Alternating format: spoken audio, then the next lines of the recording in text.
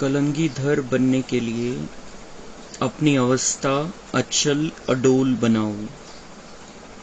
जितना तुम पर कलंक लगते हैं उतना तुम कलंगीधर बनते हो। प्रश्न, बाप की आज्ञा क्या है? किस मुख्य आज्ञा पर चलने वाले बच्चे दिल तख्त नशीन बनते हैं? उत्तर, बाप की आज्ञा है, मीठे बच्चे तुम्हें कोई से भी खिटखिट नहीं करनी है, शांति में रहना है। अगर कोई को तुम्हारी बात अच्छी नहीं लगती तो तुम चुप रहो, एक दो को तंग नहीं करो। बाप दादा के दिल तख्त नशीन तब बन सकते जब अंदर कोई भी भूत न रहे, मुख से कभी कोई कड़वे बोल न निकले। मीठा बोलना जीवन की धारणा हो जाए। ओम शांति। भगवान उवाच, आत्म अभिमानी भव। पहले पहले जरूर कहना पड़े, यह है बच्चों के लिए सावधानी। बाबा म्हणता है सुरुवातीलाच हे सावधान करणं जरुरी आहे की बच्चे आत्म अभिमानी भव। आत्मा समजून बाबांचे महावाक्य आपण ऐकू तर ते धारण होतील, त्याला आपण महत्व देऊ।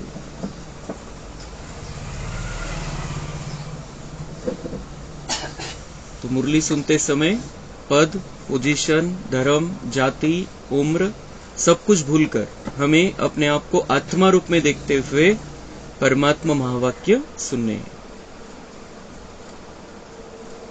बाप कहते हैं कि हम बच्चे बच्चे कहते हैं तो आत्माओं को ही देखता हूं। शरीर तो पुरानी जुत्ती है, यह सतो प्रधान बन नहीं सकता। सतो प्रधान शरीर तो सतयुग में मिलेगा। अभी तुम्हारी आत्मा सतो प्रधान बन रही है, शरीर तो वही पुराना है। अभी तुमको अपनी आत्मा को सुधारना है, पवित्र बनना है। सतयुग में शरीर भी पवित्र मिलेगा। आत्मा को शुद्ध करने के लिए एक बाप को याद करना होता है। शरीर अपवित्र है, आत्मा अपवित्र होने के कारण आता बाबा म्हणतात तुम्हाला शरीर पण पवित्र पाहिजे, सतोप्रधान पाहिजे, तर तुम्हाला पहले आत्माचं शुद्धीकरण करावं लागेल। और आत्मा को शुद्ध करने के लिए एक बाप को याद करना होता है, दूसरा कुठलाही उपाय नहीं है। बाप भी आत्मा को देखते हैं। सिर्फ देखने से आत्मा शुद्ध नहीं बनेगी। म्हणते माझी नजर तर आत्मावरती आहे, पण मी तुम्हाला बघतोय म्हणून तुम्ही शुद्ध होऊन जाणार असं नाही होत। तुमचं कनेक्शन पाहिजे माझ्याशी। आत्मा का कांटेक्ट परमात्मा से होना चाहिए, आत्मा का कनेक्शन परमात्मा से होना चाहिए। तो गुप्त तार आपल्या मन बुद्धीची बाबांशी जोडली गेली पाहिजे, मग करंट येईल।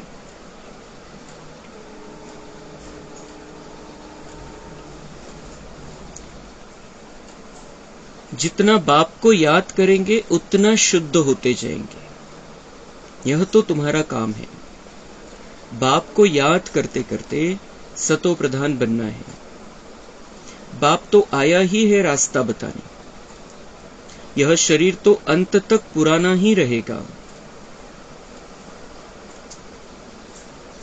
यह तो सिर्फ कर्मेंद्रिया है जिससे आत्मा का कनेक्शन है। कर्मेंद्रियाद्वारे आपल्याला श्रेष्ठ कर्म करून घ्यायचे होते। बाबा म्हणतात आता शरीर हड्डी मांस त्याच्यामध्ये नका जाऊ। शरीर की जो कर्मेंद्रिया है उनको यूज करो, उनके द्वारा श्रेष्ठ कर्म करो, पुण्य जमा करो, आत्मा शुद्ध होती जाएगी और फिर तुम्हें नया सुंदर शरीर, पवित्र शरीर नई दुनिया में प्राप्त हो जाएगा। आत्मा गुल गुल बन जाती है, फिर कर्तव्य भी अच्छे करती है। वहां पंछी जानवर भी अच्छे अच्छे रहते हैं. यहाँ चिडिया मनुष्यों को देख भागती है. तिथं बाबा म्हणतात सगळे चांगले पक्षी राहतील आणि सगळे आपल्या आसपास खेळत राहतील, बागडत राहतील. इथं पक्षी आपल्याला बघितल्यावर पळतात आणि शहरामध्ये आपण बघतोय की चिमण्याच संपलेल्या आता, चिमण्याच नाहीये. तो यहाँ चिड़िया मनुष्यों को देख भागती है, वहां तो ऐसे अच्छे अच्छे पंछी तुम्हारे आगे पीछे घूमते फिरते रहेंगे, वह भी कायदेशीर. ऐसे नहीं घर के अंदर घुस आएंगे, गंद करके जाएंगे. आसपास राहतील, खेळतील, पण त्याला लिमिट आहे. घरामध्ये नाही येणार, तुमच्या महलमध्ये नाही येणार ते. बहुत कायदे की दुनिया होती है. प्रत्येकाला आपली आपली लिमिट तिथं माहिती आहे आणि प्रत्येकाने स्वीकारलेली आहे. आगे चल, तुमको सब साक्षात्कार होते रहेंगे. अभी मार्जिन तो बहुत पड़ी है. स्वर्ग की महिमा तो अपरम अपार है. बाप की महिमा भी अपरम अपार है, तो बाप के प्रॉपर्टी की महिमा भी अपरम अपार है. बच्चों को कितना नशा चढ़ना चाहिए. बाप कहते हैं मैं उन आत्माओं को याद करता हूं जो सेवा करते हैं, वह ऑटोमेटिकली याद आते हैं. आत्मा में मन बुद्धि है ना, समझते हैं कि हम फर्स्ट नंबर की सेवा करते या सेकंड नंबर की करते हैं. यह सब नंबरवार समझते हैं. कोई तो म्यूजियम बनाते हैं, प्रेसिडेंट गवर्नर आदि के पास जाते हैं, जरूर अच्छी रीति समझाते होंगे. सब में अपना अपना गुण है. कोई में अच्छे गुण होते हैं तो कहा जाता है यह कितना गुणवान है. जो सर्विसेबल होंगे वह सदैव मीठा बोलेंगे, कड़वा कभी बोल नहीं सकेंगे. जो कड़वा बोलने वाले हैं उनमें भूत है. देह अभिमान है नंबर 1, फिर उनके पीछे और भूत प्रवेश करते हैं. मनुष्य बद चलन भी बहुत चलते हैं. बाप कहते हैं इन विचारों का दोष नहीं है, तुमको मेहनत ऐसी करनी है जैसे कल्प पहले की है. अपने को आत्मा समझ, बाप को याद करो. फिर आहिस्ते आहिस्ते सारे विश्व की डोर तुम्हारे हाथों में आने वाली है. ड्रामा का चक्र है, टाइम भी ठीक बताते हैं. बाकी बहुत कम समय बचा है. वो लोग आजादी देते हैं तो 2 टुकड़ा कर देते हैं, आपस में लड़ते रहे. नहीं तो उन्हों का बारूद आदि कौन लेगा. यह भी उन्हों का व्यापार है ना. ड्रामा अनुसार यह भी उन्हों की चालाकी है. यहाँ भी टुकड़े टुकड़े कर दिया है. वह कहते यह टुकड़ा हमको मिले, पूरा बंटवारा नहीं किया गया है. इस तरफ पानी जास्ती जाता है, खेती बहुत होती है, इस तरफ पानी कम है. आपस में लड़ पड़ते हैं, फिर सिविल वार हो पड़ती है. झगड़े तो बहुत होते हैं. तर बाबा म्हणताय की जे इंग्रज इथून गेले पण त्यांनी इथं वाटण्या करून दिल्या, देशाची वाटणी केली. भारत पाकिस्तान वेगवेगळे करून दिले आणि मग वाद कशावरून की हा तुकडा आमचा आहे, काश्मीर आमचा आहे. मग त्याच्यावरून वादविवाद आजपर्यंत चालू होते. आता थांबलेलं आहे थोडं ते. आणि मग वेगवेगळे प्रकार, जमीन एवढी, पाणी आमच्याकडे एवढं पाहिजे वगैरे वगैरे, या सगळ्या गोष्टी इथं होतात. बाबा म्हणताय की हे व्यापार चलता है, त्यांची हत्यारं विकायला पाहिजे म्हणून हे सगळं असं चालतं. पण तुम्ही माझी आठवण करा, हळूहळू हे असं परिवर्तन होऊन जाईल दुनियेमध्ये की ऑटोमॅटिक विश्वाची बादशाही तुमच्या हातामध्ये, विश्व की बागडोर बाबा म्हणतात तुम्हारे हाथ में आहिस्ते आहिस्ते आ जाएगी.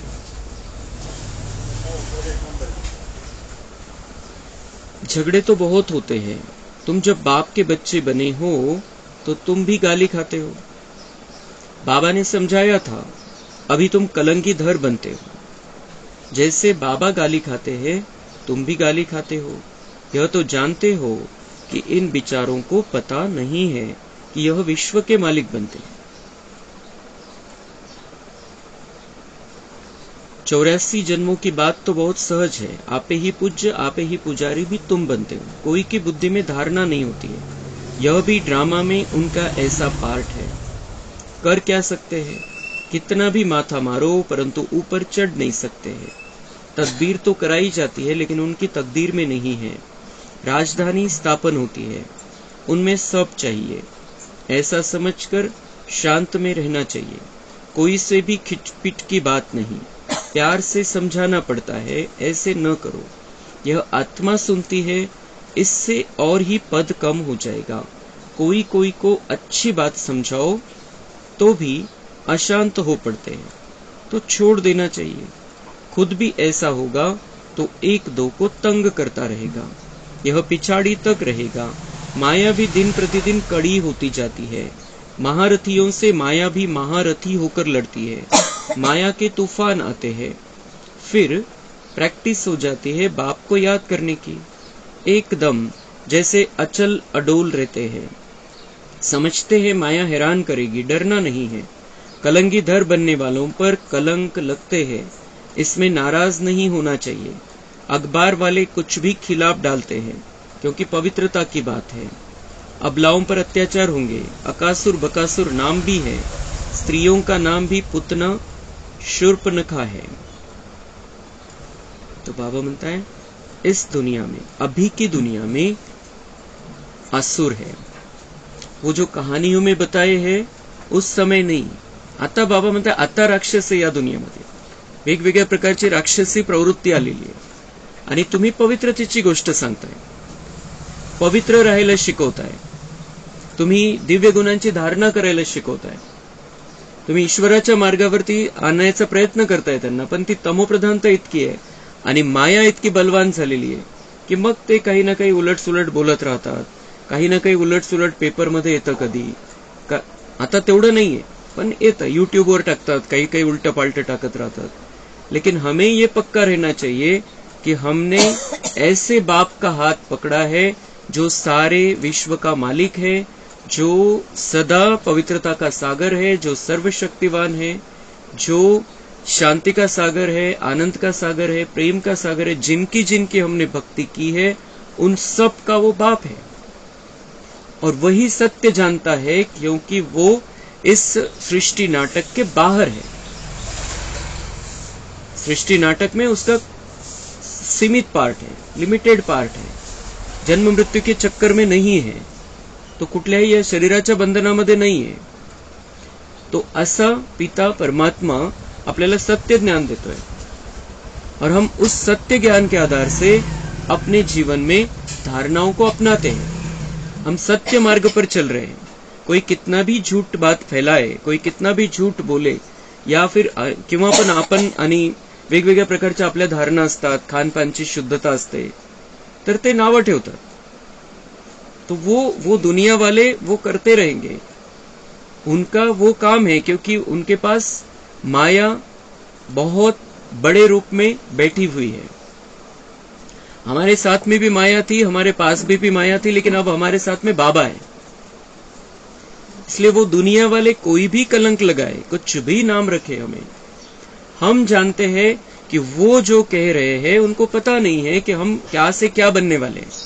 इन सब चीजों की धारणा करके हम क्या से क्या बनने वाले हैं, हम कौन सी ट्रेनिंग ले रहे हैं, हम देवता बनने की ट्रेनिंग ले रहे हैं, उनको समझ में नहीं आता है, उनको मालूम ही नहीं है।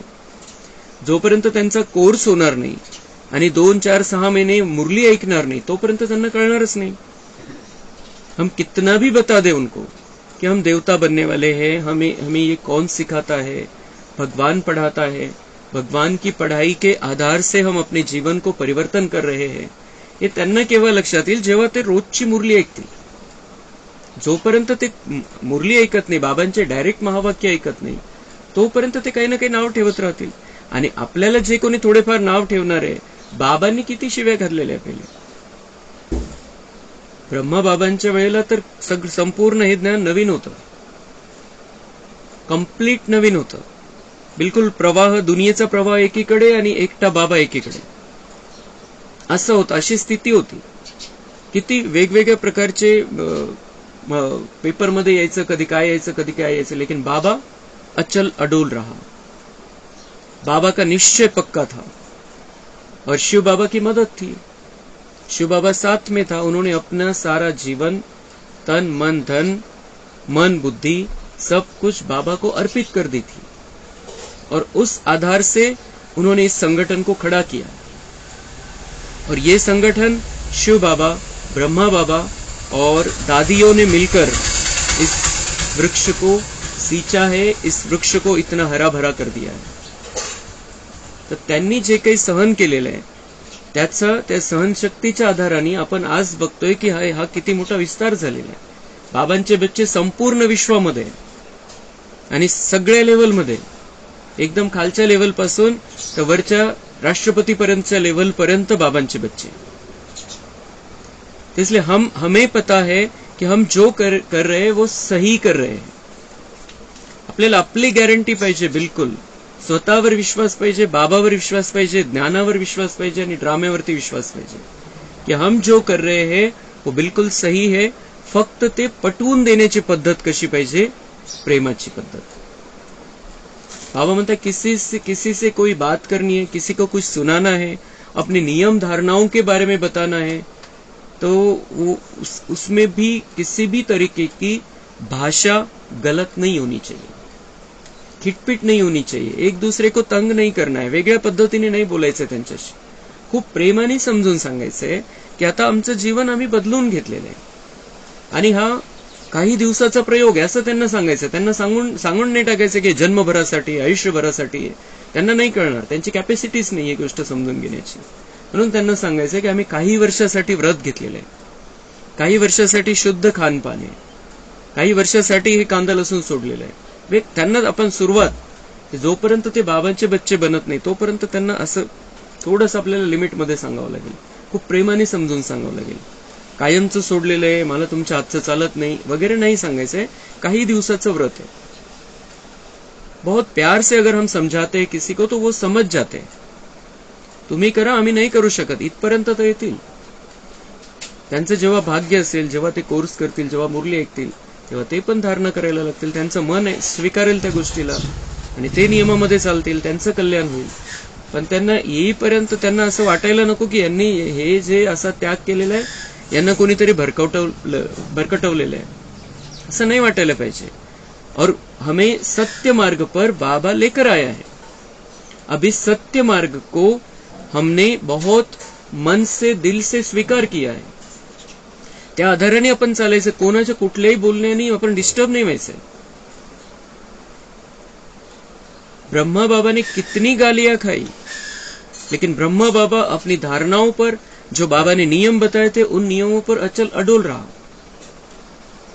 जर ब्रह्मा बाबांनी ती पवित्रतेची गोष्ट एक सोडली असती तर असा सत्संग झाला असता, सगळी दुनिया बाबांची झाली असती. आणि त्यांना बऱ्याच वेळेला ब्रह्मा बाबांना सांगितलं, आप सब कुछ अच्छा बताते हो, सिर्फ एक पवित्रता की धारणा की बात छोड़ दो तो बहुत आएंगे. तर बाबांनी सांगितलं, मुझे बकरियां नहीं चाहिए, मुझे शेर चाहिए, और ये शेर ही दुनिया पर राज करने वाले हैं. तो जो सहन बाबा ने किया है उसका 1% भी हमारे सामने नहीं है. म्हणून आपण कोणाच्या काही बोलण्यावरून, आपल्या नियमावरून वगैरे आपण डिस्टर्ब नहीं व्हायचं, पण प्रेमाने समजून सांगायचं. मीठी बात करना ये हमारी जीवन की धारणा होनी चाहिए. काय येऊ द्या, बहुत मीठे शब्दों में हमें सबको समझाना है. क्योंकि हम अगर बहुत स्ट्रिक्ट शब्दों में, खूप कडक भाषा वापरू आपण, नाही आम्हाला असंच करायचं आणि तुमचं असंच आहे, तुम्ही कधीच देवता बनणार नाही आणि आम्ही देवता बनणार है, तो ये जो बात है इस तरीके से नहीं बतानी होती है. हम ट्रेनिंग ले रहे हैं और कुछ समय है जो उस ट्रेनिंग को समझने के लिए हमें कुछ नियमों पर चलना है, कुछ धारणाओं पर चलना है. अशा पद्धतीने थोडं गोड शब्दामध्ये आपण त्यांना सांगू, ते स्वीकारतील आणि हळूहळू त्यांनाही वाटायला लागेल की आपण पण प्रयोग करून बघायला काय हरकत आहे. प्रयोग करायला काही हरकत नाही. शिवानी दीदी ज्ञान मार्गामध्ये आल्या, त्यांनी ठरवलं होतं की मला 100 दिवसाचा प्रयोग करायचा आहे आणि आज सगळ्या विश्वामध्ये शिवानी दीदीचं नाव आहे. त्यांनी असा विचार केला असता की नाही काय बघू, त्यांनी असं ठरवलं की हे म्हणताय, त्यांचे आई वडील तर जात होते, तो काही प्रश्न नाही, पण तरी सुद्धा ते आपल्या कॉलेज जीवनामध्ये होते, त्यांचं ते कलियुगासारखं जीवन चालू होतं, पण त्यांचं येणं जाणं होतं सेंटरवरती. पण त्यांनी हा विचार केला कि मला जर हे म्हणताय कि भगवान आया है धरती पर और अब स्वर्ग आने वाला है, अगर ये झूठ है तो कोई बात नहीं, लेकिन अगर ये सच है और अगर मैं ये करके नहीं देखूं, अगर मैं नहीं समझूं, तो मैं तो मिस कर दूंगी. मग त्यांनी ठरवलं की मला 100 दिवस या ज्ञान मार्गामध्ये राहायचं. आणि 100 दिवस काय किती लवकर मग त्या पक्क्या बनून गेल्या एकदम. आणि आज इतकी पक्की, इतकं सगळं काही आहे त्यांच्याकडे तसं जर पाहिलं तर लौकिक हिशोबाने. पण ते किती मोठी सेवा करताय बाबांची. तो ऐसे वो जो बातें दुनिया वाले कहते हैं वो सारी झूठ बातें हैं.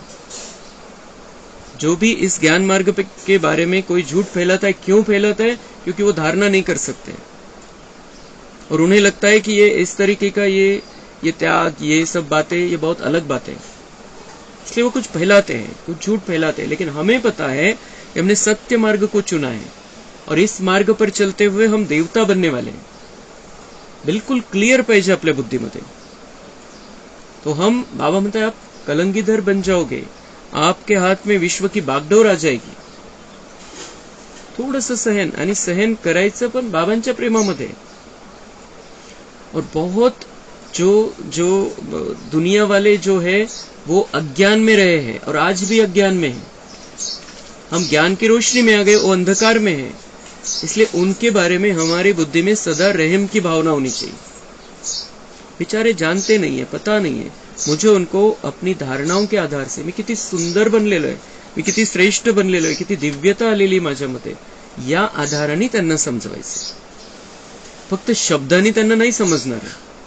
आपल्यामधलं जे गोड परिवर्तन ते बघतील, सांगायची गरज नाही पडणार. ते विचारतील आप क्या करते हो, हमें भी बताओ, आप सिखाओ हमें मेडिटेशन.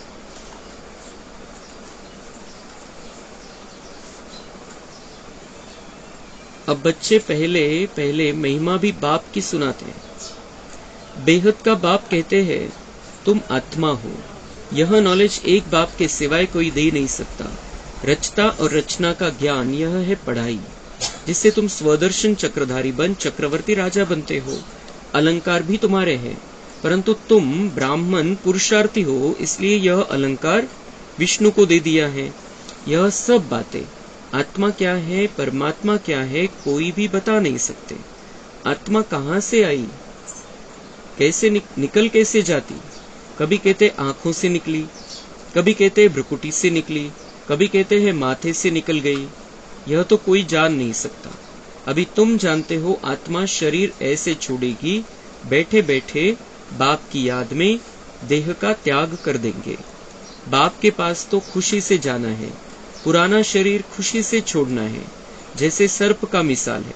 इतकं हलकं बनायचंय आपण, सगळ्या प्रकारचे ओझे उतरवून टाकायचे, सगळ्या प्रकारचं व्यर्थ अशुद्धता उतरवून शुद्ध आत्मा बनून आपल्याला इथून निघून जायचंय, बाबांकडे जायचंय, खूप शुद्ध स्थितीमध्ये जायचंय.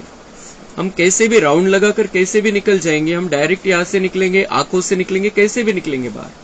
आत्मा किसी बंधन में थोड़ी हड्डी मांस के कहीं से भी निकल सकती है.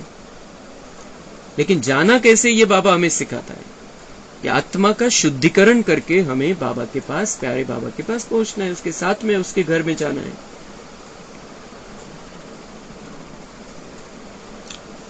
पुराना शरीर खुशी से छोड़ना है. जैसे सर्प का मिसाल है.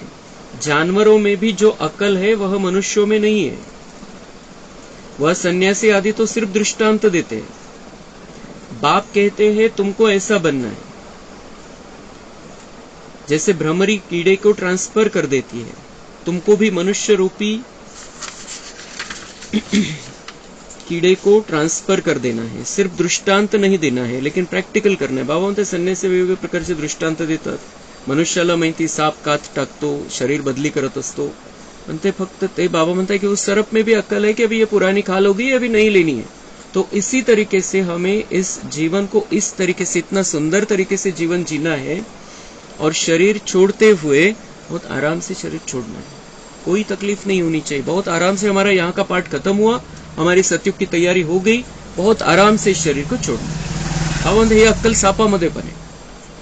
और भ्रमरी क्या करती है, भू भू करके कीड़े को भी परिवर्तन कर देती है. तसं बाबा म्हणताय मनुष्य रूपी किड्यांना तुम्ही हे ज्ञानाची थोडी टिकलू टिकलू करून, थोडं थोडं ज्ञान सांगून, थोडे थोडे आपले जे व्हायब्रेशन आहे त्याच्याद्वारे त्यांच्यामध्ये परिवर्तन घडवून आणायचं.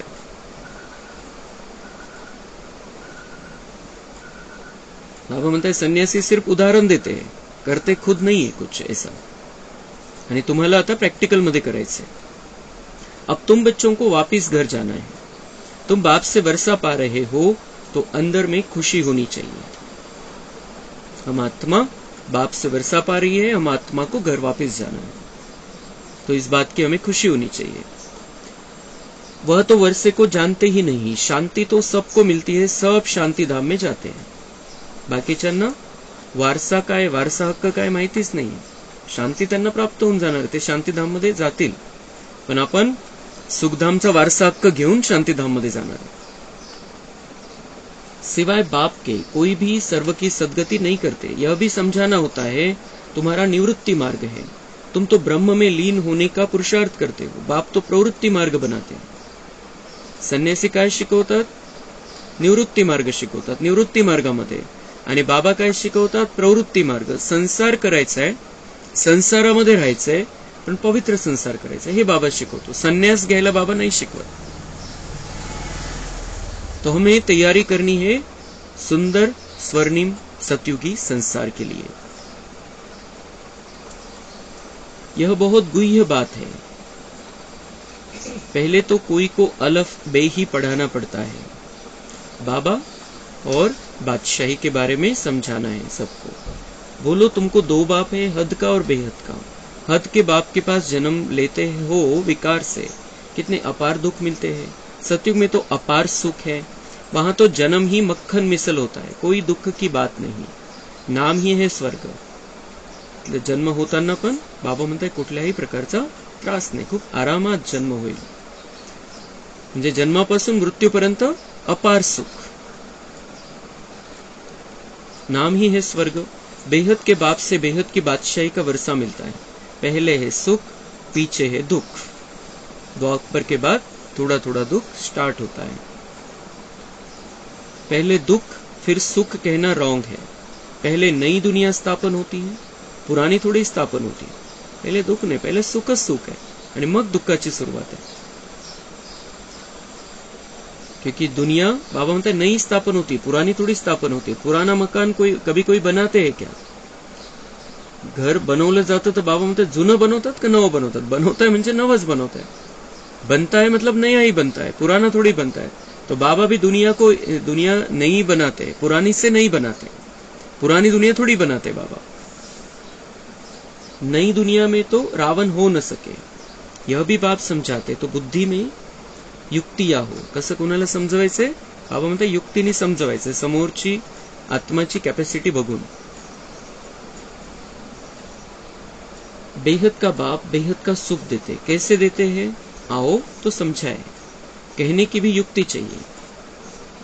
बेहद का बाप है और वो कैसे सुख देते हैं? बाबा म्हणते उनको बताओ, हम समझाते, आप आओ हम आपको समझाते हैं। दुख धाम के दुखों का भी तुम साक्षात्कार कराओ। कितने अथाह दुख है, अपरंपार है, नाम ही है दुख धाम। इनको सुखधाम कोई कह नहीं सकता। सुखधाम में श्री कृष्ण रहते हैं, श्री कृष्ण के मंदिर को भी सुखधाम कहते हैं। वह सुखधाम का मालिक था जिसके मंदिरों में अभी पूजा होती है। अभी यह बाबा लक्ष्मी नारायण के मंदिर में जाएंगे तो कहेंगे ओहो यह तो हम बनते हैं। बाबा म्हणता है कि अभी लक्ष्मी नारायण के मंदिर में जाके माथा टेकते थे, पूजा करते थे, लेकिन अब जाएंगे मंदिर में तो क्या समझेंगे? हम यह बनने वाले हैं। आता पण आपण कोणत्याही देवी देवतेच्या मंदिरामध्ये जाऊ, आपल्या बुद्धीमध्ये हे नहीं राहणार कि ये ऊंचे हम नीचे, हम इनके चरणों की धूल बन जाए, ये नहीं रहता है हमारी बुद्धि में। बिल्कुल क्लियर है आपल्या बुद्धीमध्ये आम्हाला असं बनायचं है, मैं ऐसा बन रहा हूं, बाबा मुझे ऐसा बना रहा है, और इसीलिए तो हमारे अंदर की अशुद्धियां निकाल रहे हैं और धारणाओं में रह रहे हैं।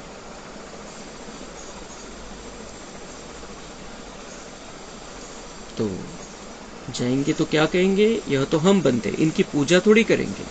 नंबर 1 बनते हैं तो फिर सेकंड थर्ड की पूजा क्यों करें? हम तो सूर्यवंशी बनते हैं, मनुष्यों को थोड़ी पता है, वह तो सबको भगवान कहते रहते हैं। अंधकार कितना है, सबको भगवान कहते रहते, किती अंधकार आहे, आणि त्याला दगडाधोंड्यामध्ये पण समजलेले, इथपर्यंत अंधार झालेले आहे। और भगवान तो एक ही है, शिव बाबा, और बाकी सब उसके देवी देवता बच्चे हैं। तुम कितना अच्छी रीति समझाते हो, टाइम लगता है। जो कल्प पहले लगा था जल्दी कुछ भी कर नहीं सकते। पाहून तुम बहुत अच्छी रीती समजाते हो, पण कोणाला समजून घ्यायला वेळ लागतो आणि सगळे तयार नाही होत. म्हणून बाबांनी 100 वर्ष ठेवलेले, जेवढी संख्या पाहिजे बाबांना तेवढी 100 वर्षामध्ये तयार होते आणि बाकीच्या सगळ्यांपर्यंत संदेश पोहोचवणे. म्हणून बाबा म्हणताय कल्प पहले जितना समय लगा था उतना लगेगा, उतना समय रखना पड़ता है, जल्दी कुछ भी नहीं कर सकते. कारण सगळ्यांपर्यंत ज्ञान पोहोचवायचंय, धारणा करून घ्यायचंय, आत्म्याचे शुद्धीकरण करायचंय. ते सगळ्या प्रोसिजरला बाबा म्हणताय वेळ लागतो. जादूची कांडी नाही फिरवायची, परिवर्तन घडवून आणायचंय आणि सगळ्यांना ते दिसलं पाहिजे की हे असे होते, यांच्यामध्ये असं परिवर्तन झालं. म्हणून हे जे सांगताय की आम्ही विश्वाची बादशाही प्राप्त करतोय, आम्ही देवता बनतोय, सगळे नंतर स्वीकारणार आहे की हे खरंच हे जे म्हणताय ते तसं त्यांनी केलेलं आहे. म्हणून त्यांना हे मिळालंच पाहिजे, हे देवता बनलेच पाहिजे, हे माझे इष्टदेव देवी आहे, इथपर्यंत लोक येऊन जातील. तो इसके लिए बाबा म्हणतात समय लगता है. असं नाही की बाबा येईल एका दिवसात सगळं चमत्कार करेल, तर मग सगळं गोंधळ होऊन जाईल. मग ईश्वराला कोणी मानणार नाही, परत कोणाला कोणतं पद द्यायचं, कोणत्या लेवलला कोणाला ठेवायचं, कोणाचं कर्माचा हिशोब कसा, काय कसं, प्रत्येकाच्या वेगवेगळ्या गोष्टी सगळ्या. तो इसलिए बाबा म्हणताय कि समय लगता है, जल्दी कुछ भी कर नहीं सकते. हमारे मन में कभी कभी आता है बाबा सर्वशक्तिवान है, कुछ भी कर सकता है, पण बाबा कल्याणकारी है, कोणावरती अन्याय होऊ द्यायचा नाहीये. म्हणून बाबा बताए जल्दीबाजी में कुछ भी नहीं करना है, पूरा समय मैं रखता हूं, बहुत आराम से, हर एक के लिए चांस है, बहुत आराम से कोई भी आ सकता है. और जिसका भाग्य है वो अपना भाग्य उस हिसाब से फिर से रिकॉर्ड कर सकता है, फिर से वो ज्ञान में आएगा और फिर से अपना कल्याण कर लेगा. अनेकों को प्रेरणाएं देंगे, फिर उनको प्रेरणा मिलेगी, वो आएंगे. तर बाबा म्हणते या सगळ्या गोष्टींना वेळ लागतो, वेळ द्यावा लागतो. हिरे जैसा जन्म तुम्हारा यह अभी का है. बाबा म्हणते घाई कशाची आहे, हा आता तुमचा जो जन्म आहे हा हिऱ्यासारखा जन्म आहे, पुढचा जन्म सोन्यासारखा आहे. हीरा जास्त श्रेष्ठ है क्योंकि हम अभी भगवान के साथ में है, बाद में भगवान तो साथ में नहीं रहने वाला है. तर बाबा म्हणते घाई करू नका, खूप व्यवस्थित स्वतः तयारी करा. घाई म्हणजे फास्ट स्पीड मध्ये पुरुषार्थ करायचा आहे, पण असं नाही की जल्दी जल्दी हो जाए, जल्दी जल्दी खत्म हो जाए, अशी घाई नाही. तयार व्हायचे, तयार करायचे आपल्याला सगळ्यांना. आणि बाबांच्या सोबत राहण्याची मजाच वेगळी आहे. 5000 वर्ष पुन्हा आपल्याला हा आनंद घेता येणार नाही.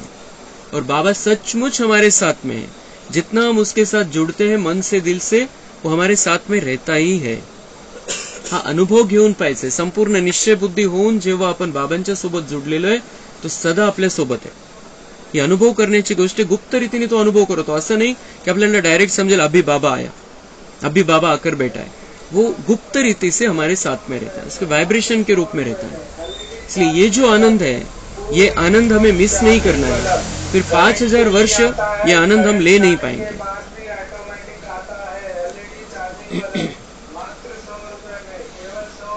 तो जैसा जन्म, हीरे जैसा जन्म तुम्हारा यह अभी का है.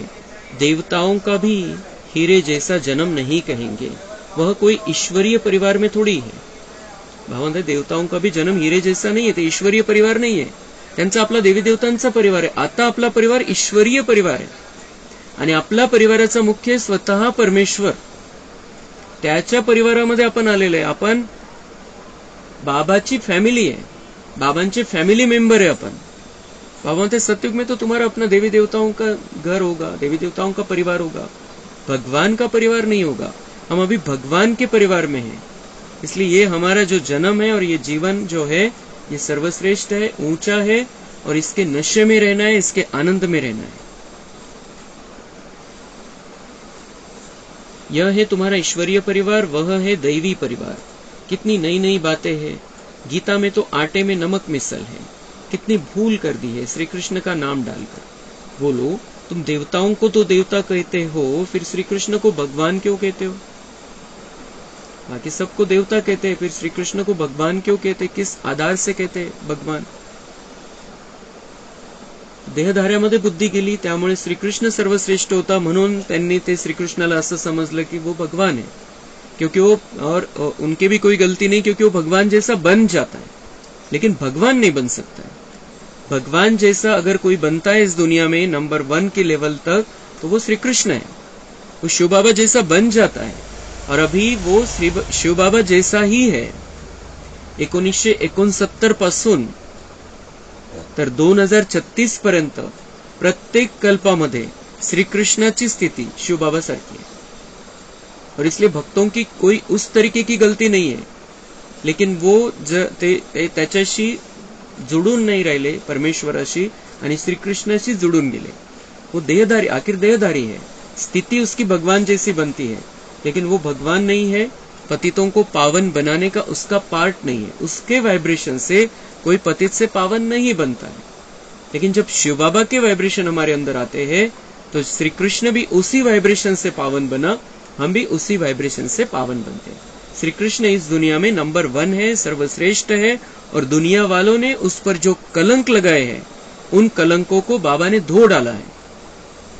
हम श्री कृष्ण को भगवान नहीं कहते हैं, श्री कृष्ण को भगवान का नंबर 1 बच्चा कहते हैं, और उसके सारे कलंक बाबा ने धो डाले हैं और हमारी बुद्धि से भी निकल गए हैं कि इसने ऐसा किया, इसने इस तरीके से, वो सारी बातें जो कहानी उसके साथ में जोड़ दी है, उसका अपमान किया है भक्ति मार्ग में. लेकिन बाबा ने उसको ऊंचा उठाया, उसका मान दिया है, उसको सम्मान दिया है, क्योंकि वो ऐसी आत्मा है, सम्मान के लायक आत्मा है, नंबर 1 आत्मा है, लेकिन वो भगवान नहीं है.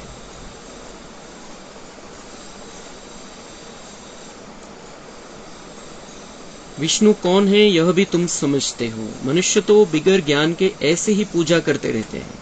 प्राचीन भी देवी देवता है जो स्वर्ग में होकर गए हैं. सतो रजो तमो में सबको आना है. इस समय सब तमो प्रधान है. बच्चों को पॉइंट्स तो बहुत समझाते हैं, बैच पर भी तुम अच्छा समझा सकते हो. बाप और पढ़ाने वाले टीचर को याद करना पड़े, परंतु माया की भी कितनी कश्मकश चलती है. बहुत अच्छी अच्छी पॉइंट्स निकलती रहती है. अगर सुनेंगे नहीं तो सुना कैसे सकेंगे. अक्सर करके बाहर में बड़े महारथी इधर उधर जाते हैं तो मेरे लिए मिस कर देते हैं, फिर पढ़ते नहीं. पेट भरा हुआ है.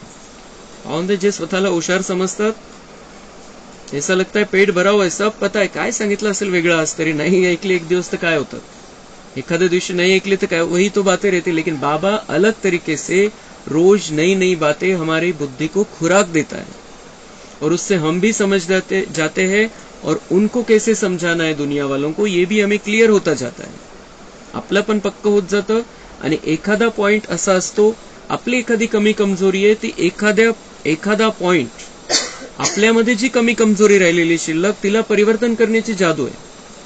अगर वही पॉइंट हम मिस कर दे, वो कब आएगा सामने पता नहीं, फिर वो वैसा कि वैसा हमारा कमजोर संस्कार बना रहता है. लेकिन एखादी पॉइंट, एखादी मुरली में ऐसे आ जाती है जो हमारा संपूर्ण परिवर्तन कर सकती है, पुरुषार्थ की स्पीड को बढ़ा सकती है. इसलिए हम कितने भी होशियार हो जाए या हमें कितना भी ज्ञान पता हो, हमें अधिकार नहीं है कि हम एक भी मुरली मिस कर दें. एक भी मुरली हमें मिस नहीं करनी है. बड़ों से सीखना है. जो बड़े हैं, दादियां हैं, एक दिन भी एक भी मुरली उन्होंने मिस नहीं की. तो हमें किसी भी तरीके से, चाहे कुछ भी हो जाए, हमें देखना है बाबा ने आज क्या समझाया था, क्या बताया है आज. कोई मुरली कैसे आएगी, किस तरीके का पॉइंट आएगा. आता आपण बघतो की 5 वर्षानंतर या मुरल्या रिपीट होतात. आपल्याला आठवतच नाही 5 वर्षापूर्वी ही मुरली चाललेली आहे, आणि हे आपण ऐकलेलं आज जे सांगितलं बाबांनी. क्योंकि हमारी भी लेवल बढ़ती जाती है, हम अलग तरीके से ज्ञान को समझते जाते हैं. म्हणून एकही मुरली मिस नहीं करायची. हर मुरली से हमें कुछ न कुछ प्राप्ति हो सकती है जो हमने पहले नहीं की थी. बाप कहते कितनी गुह्य बातें तुमको सुनाता हूं, जो सुनकर धारण करना है. धारणा नहीं होगी तो कच्चे रह जाएंगे. बहुत बच्चे भी विचार सागर मंथन कर अच्छी पॉइंट सुनाते हैं. बाबा देखते हैं, सुनते हैं, जैसी जैसी अवस्था ऐसी पॉइंट्स निकाल सकते हैं. जो कभी इसने नहीं सुनाई है वह सर्विसेबल बच्चे निकालते हैं. बाबा म्हणता है कि मैंने नहीं सुनाया, मैंने थोड़ा राज रखा किसी बात को, फिर ब्रह्मा भी विचार सागर मंथन करके सुनाते हैं. लेकिन कोई बच्चे ऐसे हैं कि अपना विचार सागर मंथन इस तरीके से करते हैं कि जैसे ब्रह्मा ने भी नहीं वो बात पकड़ पाया, जो इसने भी नहीं सुनाई, वो भी सर्विसेबल बच्चे निकालते हैं. म्हणजे बाबांनी सगळ्यांना चान्स दिलेला, असं नाही की ते मोठेच हुशार आहे. आपण प्रत्येक आत्मा, बाबांनी निवडलेली प्रत्येक आत्मा, त्याच्यामध्ये कॅपॅसिटी आहे की तो ज्ञानाला खूप वेगळ्या पद्धतीने, खूप चांगल्या प्रकारे समजून घेऊ शकतो. बाबा डायरेक्ट म्हणता है, कोई बच्चे ऐसे होते हैं जो कभी इसने भी ये बात नहीं सुनाई, वो भी सुना सकते हैं, वो भी उनको समझ में आ जाता है, कोई पॉइंट पकड़ लेते हैं. कारण बाबांचे पॉइंट्स असे, बाबांच्या बाबांचं जे महावाक्य असे असतात की त्याच्यामध्ये गहराई असते, गुह्यता असते, ती आपण पकडायला पाहिजे. शब्द नहीं येते, त्याच्या मागे खूप मोठे रहस्य है. तो हर एक को ये चांस है कि हम उसमें से अलग बातें, नई बातें अपने लिए, दूसरों के लिए निकाल सकते हैं.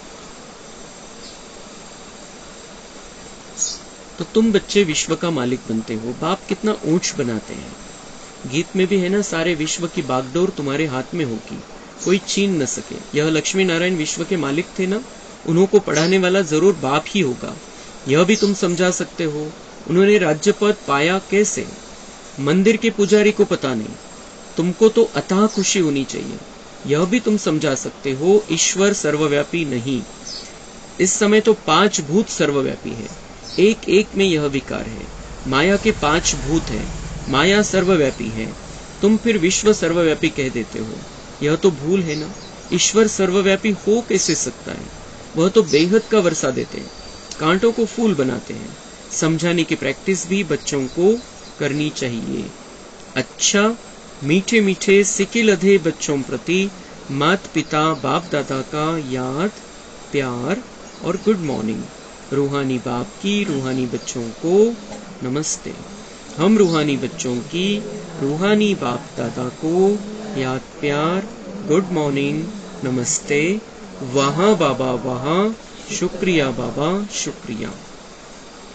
धारणा के लिए मुख्य सार है, जब कोई अशांति फैलाते हैं या तंग करते हैं तो तुम्हें शांत रहना है.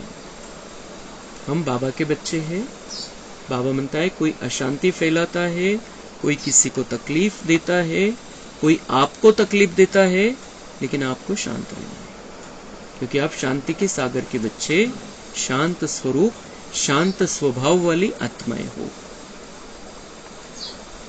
अगर समझाने मिलते हुए भी कोई अपना सुधार नहीं कर सकते तो कहेंगे इनकी तकदीर, क्योंकि राजधानी स्थापन हो रही है. बाबा साक्षी दृष्ट आहे. समजवतो खूप मनापासून, खूप प्रेम आहे त्या आधाराने समजवतो. पण बाबा म्हणते अगर समझाने मिलते हुए भी कोई अपना सुधार नहीं कर सकते तो कहेंगे इनकी तकदीर.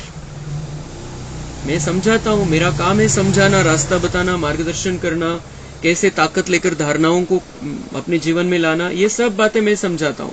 लेकिन अगर नहीं कोई करता है, नहीं कोई समझता है, तो उनकी तकदीर, ज्याचं त्याचं भाग्य है. का?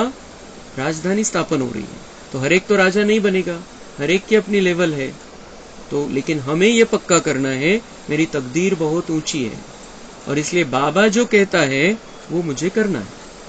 बहुत शांति में, बहुत अचल अडोल रहते हुए मुझे हर बात को स्वीकारते चलना है. हर बात में मुझे कल्याण समझना है. हर एक के पार्ट को समझना है, ये जरूरी पार्ट था. तो फिर हमारे जो बोलने में, धारणाओं में गड़बड़ी नहीं होगी. विचार सागर मंथन कर ज्ञान की नई नई पॉइंट्स निकाल सर्विस करनी है. बाप मुरली में रोज जो गुह्य बातें सुनाते हैं वह कभी भी मिस नहीं करनी. विचार सागर मंथन करके ज्ञान की नई नई पॉइंट्स निकाल सर्विस करनी. म्हणजे सगळ्यांना चान्स देतोय बाबा, सरळ सरळ. नई नई पॉइंट्स इसका मतलब किसी ने पहले बताई नहीं, यानी ये धारणा करायला सांगतोय बाबा. ये इस बात की धारणा करनी है कि नई नई पॉइंट्स निकालकर सेवा करनी है. नई पॉइंट्स निकालनी, इसका ही मतलब ये है बाबा चांस दे रहा है, पहले किसी ने नहीं निकाले, आप निकालो. क्योंकि बाबा की बातों में इतनी गहराई है. जितना हम गहरे जाते हैं, समुद्र के तले में जाते हैं, तो हीरे मानिक मोती मिलते हैं. तो सब कुछ तो सबको मिल नहीं गया है, सबको तो मिला नहीं है. असं नाही की खाली राहिलंच नाही काही. आता सागराच्या तळाशी किती कोणी आणलं तरी कोणी नवीन जाईल, पुन्हा काहीतरी नवीन घेऊन येऊ शकतो. तो ऐसे ही बाबा की बातों में इतनी गहराई है, जो कभी किसी ने पॉइंट्स निकाली नहीं वो निकाल सकता है. निकाल सकता है. जो ब्रह्मा बाबा ने नहीं निकाली, जो दादियों ने नहीं निकाली, वो भी हम निकाल सकते हैं. इतना ऊंचा चांस बाबा हमको दे रहा है. आणि बाबा म्हणते त्या पॉइंट्सच्या आधाराने तुम्ही सेवा करा. और अगर हमें इस तरीके से सेवा करनी है तो बाबा म्हणते मैं जो गुह्य बातें, जो रहस्यमय गोष्टी, जो महावाक्य मेरे रहते हैं, उनको रोज सुनना है, वह कभी मिस नहीं करना है. बाबा की हर बात में रहस्य है, सरळ सोट गोष्ट नहीं है, रहस्य है त्याच्यामध्ये.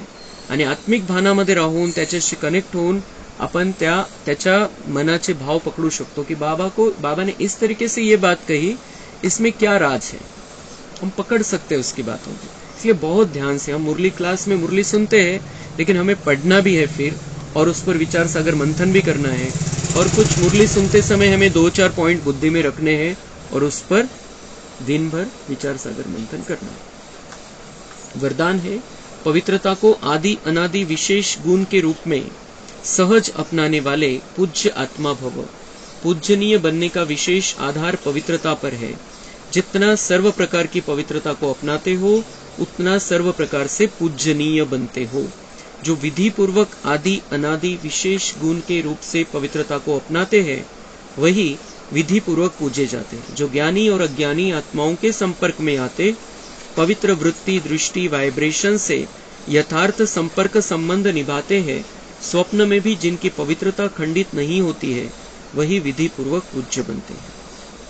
बाबा म्हणते, अज्ञानी आत्म्यांच्या कॉन्टॅक्टमध्ये तुम्हाला यायचंय, त्यांच्या संपर्कामध्ये यायचंय, त्यांच्याकडे जायचंय, काही प्रोग्राममध्ये जायचंय, काही असेल तर जायचंय आपल्याला त्यांच्यासोबत। पण बाबा म्हणताय, उनके संपर्क में आते पवित्र वृत्ति, दृष्टि, वाइब्रेशन से यथार्थ संपर्क संबंध निभाना है। कॉन्टॅक्टमध्ये राहायचंय, योग्य रीतीने जे बाबांनी शिकवलेली त्या रीतीने कॉन्टॅक्टमध्ये राहायचंय। पवित्र वृत्ती, दृष्टी आणि व्हायब्रेशन त्यांच्या प्रभावामध्ये नाही यायचे, बाबांचे व्हायब्रेशन त्यांना आपल्याला द्यायचे। तर बाबा म्हणताय, ऐसे जो रहते हैं उनकी विधि पूर्वक पूजा होती है, विधि पूर्वक पूज्य बनते हैं, उनके बड़े मंदिर बनेंगे, रोज पूजा होगी। ऐसी जो आत्मा है, असं बाबा नहीं सांगत कि रूम में जाकर बैठ जाना है, जंगल में जाकर बैठ जाना है, उनकी पूजा होगी। हम कांटेक्ट में रहते हैं, कांटेक्ट में आते हैं एक दूसरे के, लेकिन कैसे आना है? पवित्रता से आना है। वाइब्रेशन, वृत्ति, दृष्टि शुद्ध होनी चाहिए, उनके कल्याण की भावना होनी चाहिए, शुभ भावना होनी चाहिए। तो बाबा म्हणता है, विधि पूर्वक तुम्हारी पूजा होगी, तुम्हारी लेवल, पूज्यपने की लेवल ऊंची हो जाएगी। स्लोगन है, व्यक्त में रहते अव्यक्त फरिश्ता बनकर सेवा करो, तो विश्व कल्याण का कार्य तीव्र गती से संपन्न हो। विश्व कल्याणाचं कार्य करायचंय, त्याची स्पीड आपल्याला वाढवायची, आपली इच्छा आहे की फास्ट व्हावं सगळं। आता कमी वेळ राहिलेला, बाबांनी जे 100 वर्ष ठेवले होते त्याच्यातले 12 वर्ष राहिलेले, 12 वर्षामध्ये पण पुढच्या तयारीला, सतयुगाचे महल वगैरे बनायला त्या तयारीला 5-6 वर्ष लागतील। म्हणजे आपल्याकडे पुरुषार्थासाठी विनाशाच्या पहिले 5-1 वर्ष आहे, आपले शरीर आहे, तर 5-1 वर्ष आपले विनाशाच्या पूर्वी आहे आपल्याकडे तयारीला, तर ती तेवढी आपल्याला स्पीड वाढवावी लागेल। अजून संपूर्ण कार्य झालेलं नाहीये, पुरुषार्थाची स्पीड वाढवावी लागेल आपल्याला। तो बाबा म्हणते, उसके लिए क्या करो? व्यक्त में रहते अव्यक्त फरिश्ता बनकर सेवा करो। व्यक्त में है हम, इस शरीर में है, सबको दिखते हैं, पण गुप्त फरिश्ता स्थिति अपनी पाहिजे। उनको लगना चाहिए यहाँ के नहीं है, हम गुप्त रीति से बाबा के साथ में ऊपर उड़ते रहे, सबको सकाश देते रहे। कोणाशी बोलायचंय, कोणाच्या कॉन्टॅक्ट मध्ये यायचंय, कोणाला त्रास होतोय, कोणाला प्रॉब्लेम आहे, संकट आहे, त्याच्याकडे जायचंय आपण फरिश्ता बनून, बाबांना सोबत घ्यायचंय, उडायचंय लाईटचं शरीर, उडायचंय वरती, बाप दादांना सोबत घ्यायचंय, त्यांच्याकडे जायचंय, त्यांना शक्ती द्यायची, शांती द्यायची, पवित्रता द्यायची है। त्यांच्याशी बोलताना ती स्थिती पाहिजे की बाबा और मैं फरिश्ता रूप में उनके साथ में बात कर रहा हूं। वेगवेगळ्या पद्धतीने सेवा करू शकतो। बाबा म्हणते, ये साकार में रहते हुए ये सेवा करनी है। असं नाही की तुम्ही शरीर सोडाल, सूक्ष्म वतनमध्ये जाल आणि फरिश्ता बनून सेवा करू शकाल, ते नाहीये। हमारी स्थिति फरिश्ता की होनी चाहिए। हम यहाँ के नहीं है, वहां से आए हैं, घर वापिस जाना है, लेकिन उसके पहले सारी दुनिया की सभी आत्माओं की सेवा करके जाना है। इस व्यक्त स्थिति में रहते हुए उनको ये भासना आनी चाहिए, ये फरिश्ते आ गए हैं, पैगंबर है, उनको ये भासना आनी चाहिए। अच्छा, ओम शांति।